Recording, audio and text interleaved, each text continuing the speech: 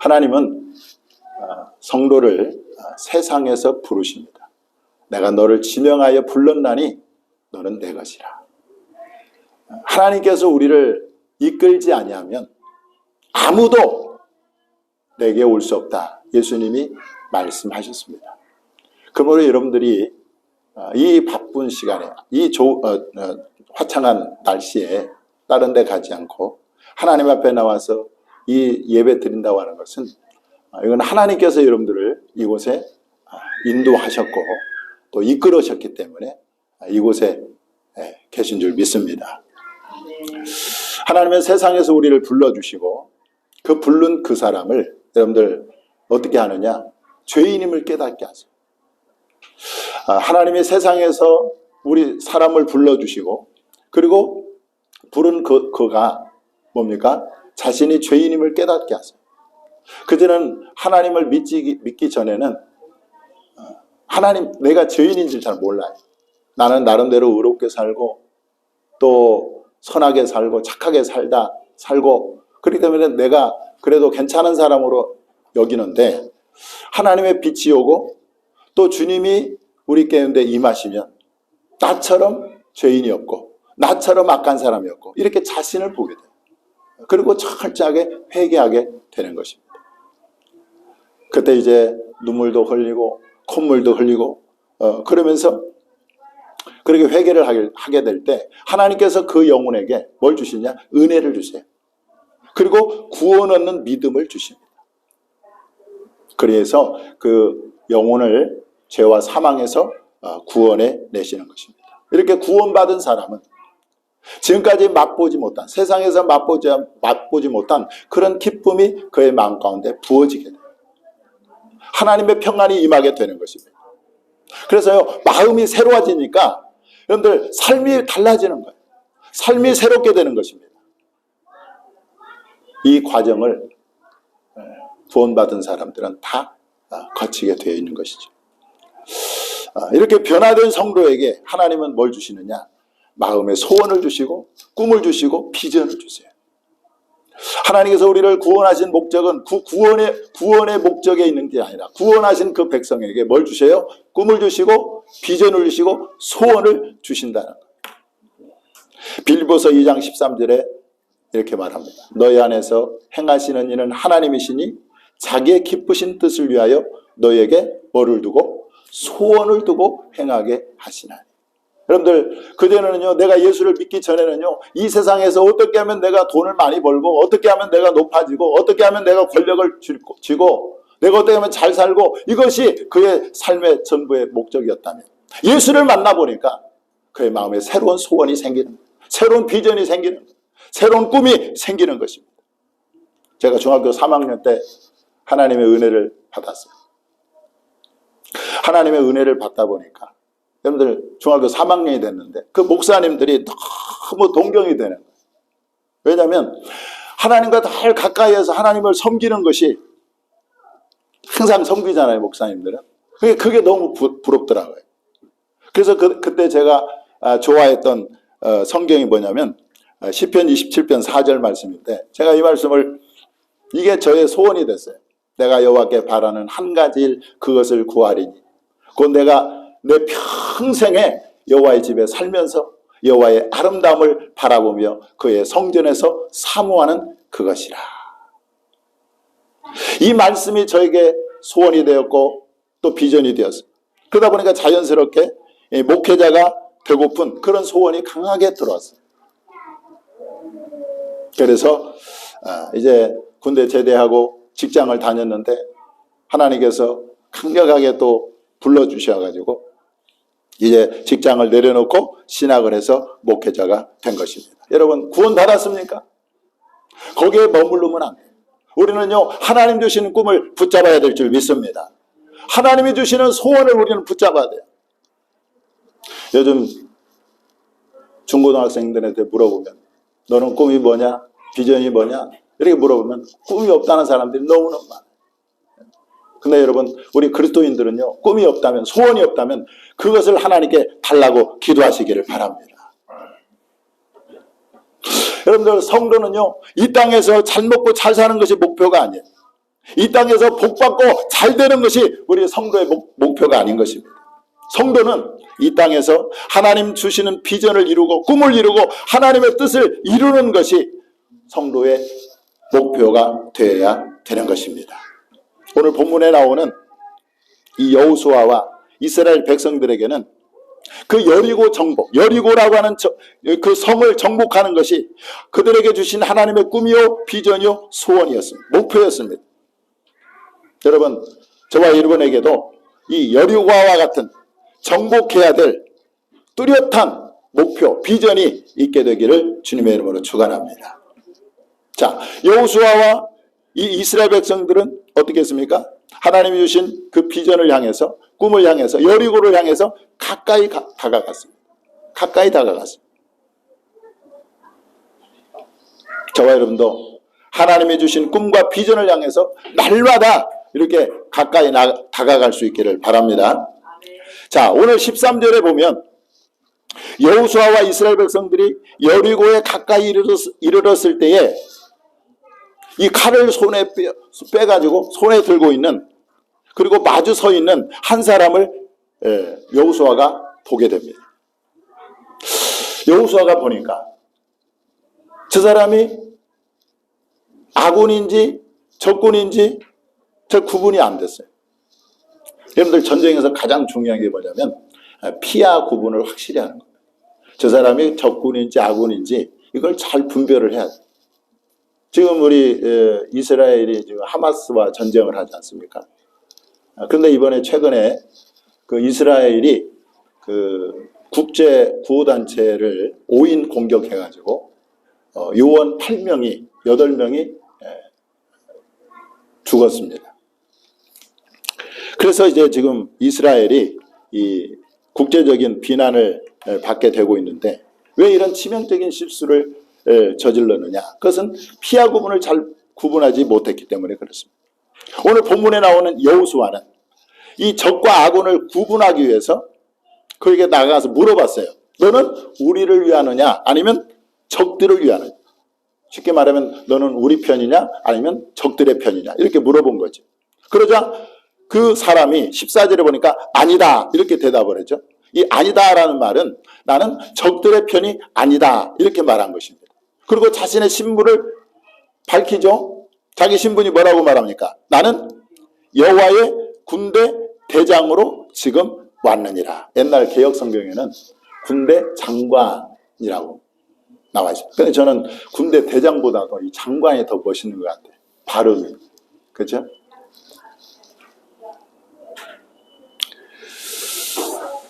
여러분, 우리가 주님이 주신 그 여리고로 가까이 갈 때, 다시 말하면 주님이 주신 그 꿈과 비전과 소원에 가까이 다가갈 때 하나님은 저와 여러분을 혼자 가게 하지 않는다는 거죠. 강력한 군대 대장을 보내주신다는 것입니다.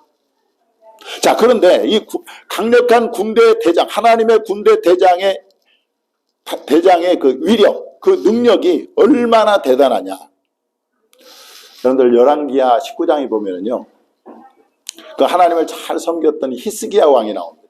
근데 어느 날 그 당시에 아수르 제국인 사네립이 군사 몇 명을 동원을 해서 이 유다를 침공하냐면 18만 5천 명을 거느리고 유다를 침공해 왔어요.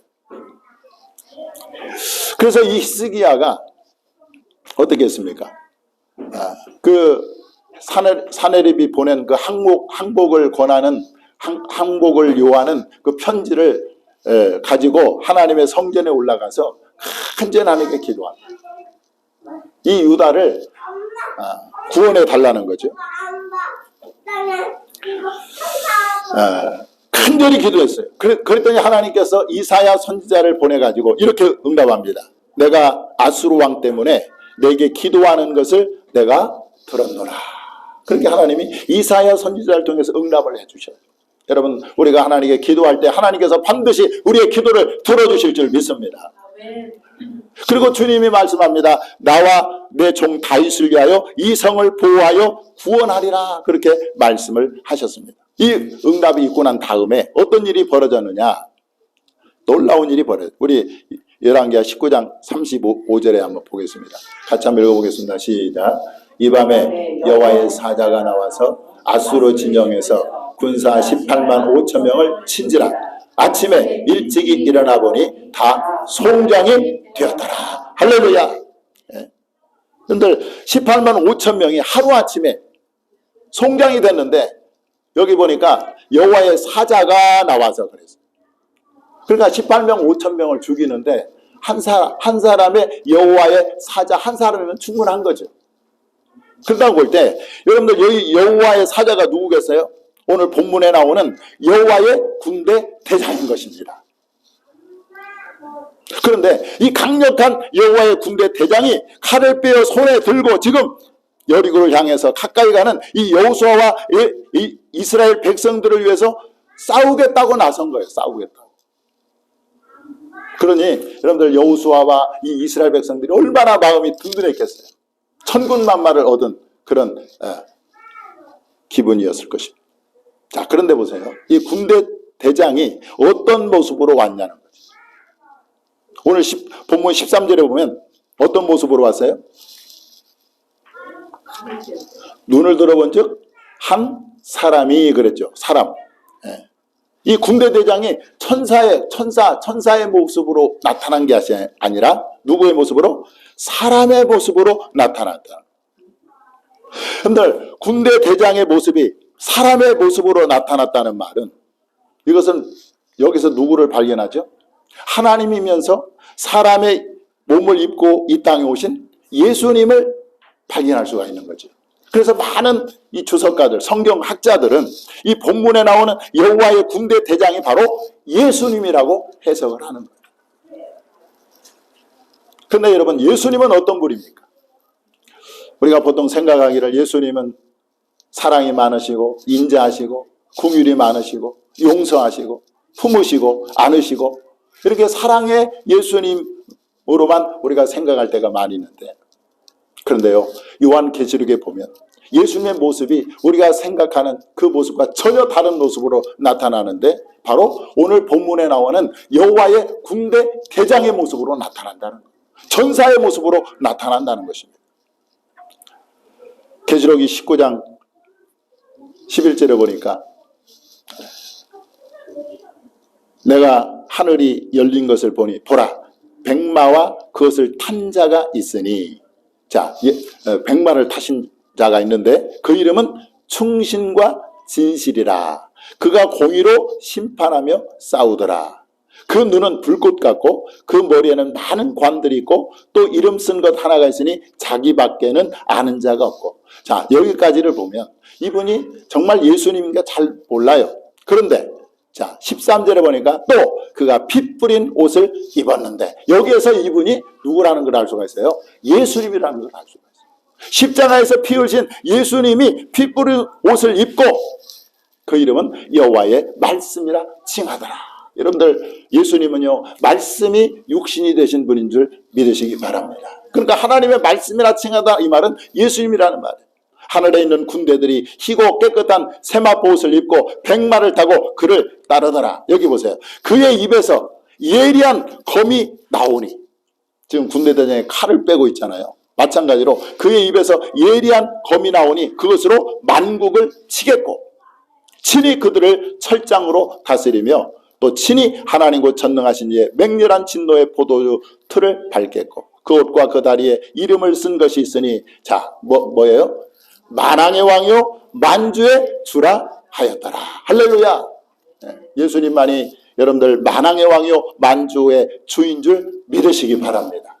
그러니까 여기 계시록에 보면은요 정말 이 지금 여호수아에게 나타났던 이 여호와의 군대 대장이 바로 누구냐? 계시록에 나는 예수 그리스도를 말씀하고 있는 것입니다.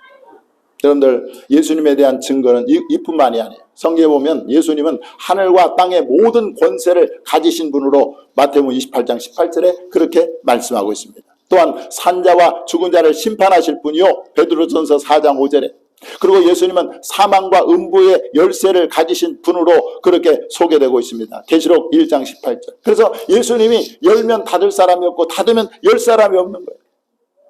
음부의 사망과 음부의 열쇠를 가지신 분이 주님이시기 때문에 여러분,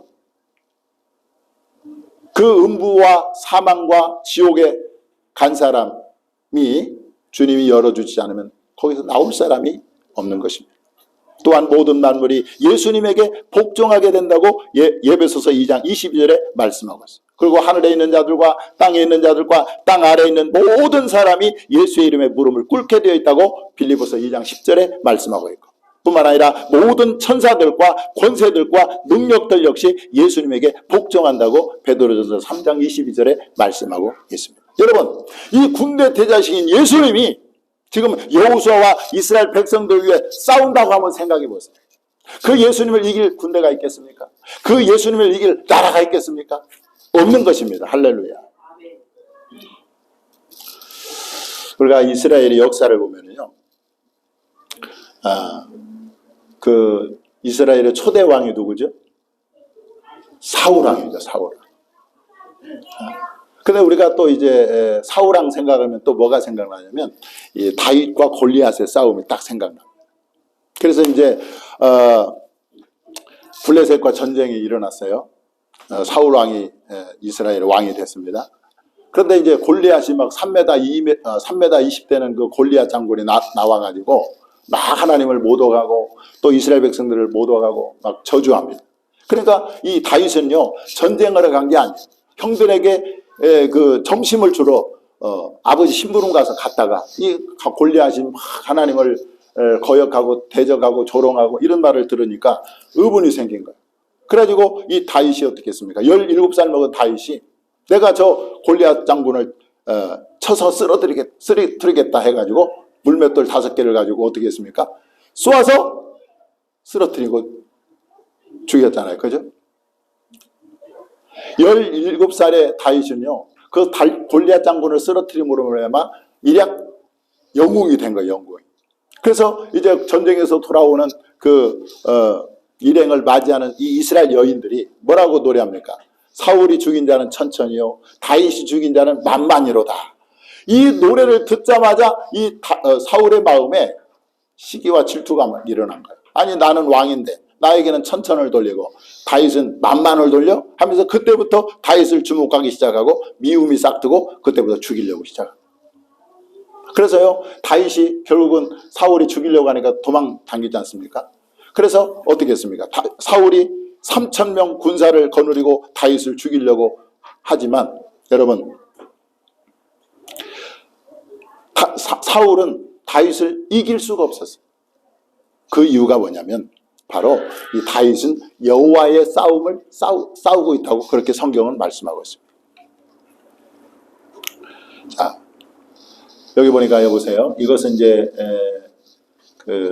누구죠? 나발의 아내였다가 나중에 이제 다윗의 아내가 된 이 아비가일이 입에서 나온 말인데 이렇게 얘기합니다. 여호와께서 반드시 내 주를 위하여 든든한 집을 세우시리니 이는 내 주께서 누구의 싸움? 여호와의 싸움을 싸우시며.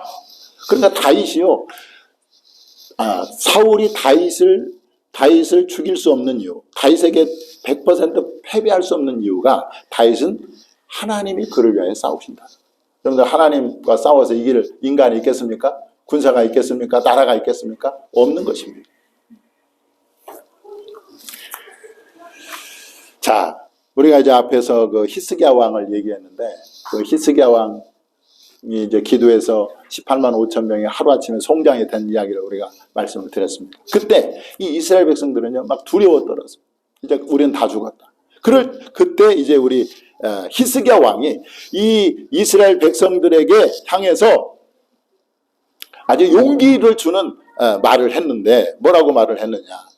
이게 너무 중요한 말씀입니다. 우리 한번 같이 한번 읽어보겠습니다. 이거 여러분들 이 말씀을 오늘 나에게 준 말씀으로 받아가시기 바랍니다. 우리 한번 같이 한번 읽어보겠습니다. 시작. 너희는 마음을 강하게 하고 담대하고 아수르 왕과 그를 따르는 온 무리로 말미암아 두려워하지 말며 놀라지 말라. 우리와 함께하시는 이가 그와 함께하는 자보다 크니 그와 함께하는 자는 육신의 팔이요 우리와 함께하시는 이는 우리의 하나님 여호와시라. 반드시 우리를 도우시고 우리를 대신하여 싸우시리라 하매 백성이 유다왕 히스기야의 말로 말미암아 안심하니라. 할렐루야. 오늘 어떤 문제로 고민하고 있습니까? 어떤 문제로 괴로워하고 있습니까? 오늘 주님께서 말씀합니다. 걱정하지 말라, 두려워 말라, 당하고 탐비하라. 내가 너를 위하여 싸울 것이다 말씀하고 있습니다. 여러분들, 백성들이 히스기야의 말로 안심한 것처럼 오늘 이 시간에 여러분들 안심하시기를 바랍니다. 바울은 1차, 2차, 3차 전도를 통해서 아시아, 소아시아와 유럽까지 복음을 편만하게 전했는데 그 과정에서 수많은 반대에 부딪히고 그리고 환난을 당하고 어려움을 당했습니다. 그런데 그 누구도 이 바울의 복음 전도를 꺾을 수가 없었어요. 왜냐하면 군대 대장 되시는 예수님이 그와 함께 하셨고 그와 함께 싸우셨기 때문입니다. 그래서요, 그는 이렇게 담대히 외치고 있습니다. 우리 로마서 8장 31절 한번 읽어보겠습니다. 시작. 만일 하나님이 우리를 위하시면 누가 우리를 대적하리요? 여러분들, 하나님을 대적할 자가 없는 거예요. 그 하나님이 나와 함께 싸우기 때문에 여러분들 우리를 대적할 자가 없는 줄 믿으시기 바랍니다. 자, 그러면 저와 여러분이 할 일이 무엇이겠어요? 오늘 본문에 보니까 우리가 할 일은 여호수아처럼 여호와의 군대 대장이신 예수님께 어떻게 해요? 바짝 엎드리는 것입니다. 그리고 하나님 말씀에 귀를 기울이는 거예요. 오늘 여기 보니까 나는 여호와의 대장으로 지금 왔느니라 하는지라. 여호수아가 얼굴을 땅에 대고 엎드려 절하고 그에게 이르되 내 주여 종에게 무슨 말씀을 하려 하시나이까. 여러분, 하나님이 내 편에 되어서 나를 위하여 싸우시는 그 하나님 군대 대장으로 되게 하기 위해서는 어떻게 해요? 우리가 하나님께 엎드리고 그리고 주의 말씀에 귀를 기울이는 것입니다. 그리고 여기 보니까 여호와의 군대 대장이 여호수아에게 이르되 내 발에서 신을 벗으라. 내가 선 곳은 거룩하니라 하니 여호수아가 그대로 행하니라 그랬습니다. 여러분, 이 신발을 벗는다는 말은 어떤 의미가 있을까요? 저는 이제 이걸 어떻게 해석을 하냐면 이 신발을 벗는다는 것은 전쟁의 주도권을 하나님께 드리는 것을 의미하는 것입니다. 나의 삶의 주도권을 군대 대장이신 예수님께 넘겨드리는 것을 의미하는 것입니다. 여러분, 군인이 지금 싸우러 가는데 신발을 벗었다? 이 말은 뭔 말이에요? 지금 군대 대장에게 내 주도권, 전쟁의 주도권을 넘기겠다는 의미가 있는 것입니다. 자, 그때부터 그 전쟁은 나의 전쟁, 여호수아의 전쟁이 아니라 누구의 전쟁이 됐어요? 하나님의 전쟁이 된 거예요. 왜냐? 하나님께 주도권을 넘겼으니까. 나의 삶의 주도권을 넘겼으니까 그때부터 주님이 나의 삶을 이끌어 가시고 나에게 꿈과 비전을 이루어 가시는 것이죠. 시편 37편 5절 말씀 한번 읽어보겠습니다. 시작. 내 길을 여호와께 맡기라. 그를 의지하면 그가 이루시고. 여러분들 유다 왕들 중에는 또 히스기야 왕만 있는 게 아니라 여호사밧 왕도 있었는데 이 여호사밧 왕도 어떻게 이제 그 전쟁의 주도권을 하나님께 넘겨서 승리하냐면 이제 그가 재임 기간에 그 주변국이 있습니다. 적대적인 블레셋, 암몬, 그 다음에 모압, 그 다음에 에돔 족속 이 주변국으로 이렇게 이스라엘이 둘러싸여 있는데 어느 날은 이 주변국인 이 암몬과 모압과 이 세일산 자손들이 연합군을 형성해서 그 유다를 침공을 한 겁니다. 그러니까 3개국의 그 연합군이 쳐들어왔으니까 그 군대 규모가 얼마나 컸겠어요. 그러니까 이제 여호사밧 왕이 어떻게 이제 그 대처할 수가 없는 거예요. 자기의 그 군사력으로는 그 3개국의 연합군을 대적할 만한 힘도 없는 거죠. 그때 그가 택한 것인 하나님께 기도한 것입니다. 그가 이렇게 기도합니다. 우리 하나님이여 그들을 징벌하지 아니하시나이까. 우리를 치러 오는 이 큰 무리를 우리가 대적할 능력이 없고 어떻게 할 줄도 알지 못하고 오직 뭐만 바라보나? 수만 바라보나이다. 이게 무슨 말이에요? 이제 나는 이 전쟁을 수행할 능력이 없으니까 이 전쟁의 주도권을 누구에게 넘긴다는 거예요? 하나님께 넘긴다는 것입니다. 자, 그랬더니 하나님께서 네이 사람 야하시엘을 통해서 이렇게 응답하십니다. 자, 한번 읽어볼까요? 시작. 너희는 이 큰 무리로 말미암아 두려워하거나 놀라지 말라. 이 전쟁은 너희에게 속한 것이 아니요 하나님께 속한 것이니라. 할렐루야. 여호사밧이 자기가 감당할 수 없는 그 전쟁을 예수님께 넘긴 거예요. 주도권을 넘긴 것입니다. 그랬더니 주님이 그것을 받아가지고 뭐라고 말씀해요? 이 전쟁은 이제 너의 전쟁은 것이 아니라 내 전쟁이다. 이렇게 말씀하신 거예요. 그러면 여러분 그 전쟁은 보나마나죠. 하나님을 이길 군대가 연합군 그 100개국 뭐 1000개국이 연합해서 하나님과 싸워도 그것은 백패한 거죠. 그래서 결국은 어떻게 했습니까? 이 하나님께서 어떻게 또 여기는 격파를 했냐면 자기들끼리 서로 자중질환이 일어나가지고 이제 처음에는 이 암몬과 모압이 연합해서 이 세일산 자손을 쳐서 멸하고 그 다음에 다 멸하니까 자기들끼리 또 싸워가지고 또 스스로 멸망을 당한 것이죠. 우리 기독교를 개신교라고 하지 않습니까? 근데 이 개신교가 나오게 된 그 동기가 이 최초의 그 종교 개혁자 루터가 1000년 동안 지속된 이 로마 카톨릭의 그 잘못된 교리, 예를 들어서 면죄부를 판다든지 행위구원을 주장한다든지 이런 것들을 이제 완전히 무너뜨렸는데 그가 처음에 이제 종교 개혁을 시작할 때 엄청난 반대에 부딪혔어요. 그래서 이제 로마 교황청으로부터 이제 파면까지 당했는데 그럼에도 불구하고 그는 마침내 이 종교 개혁에 성공했습니다.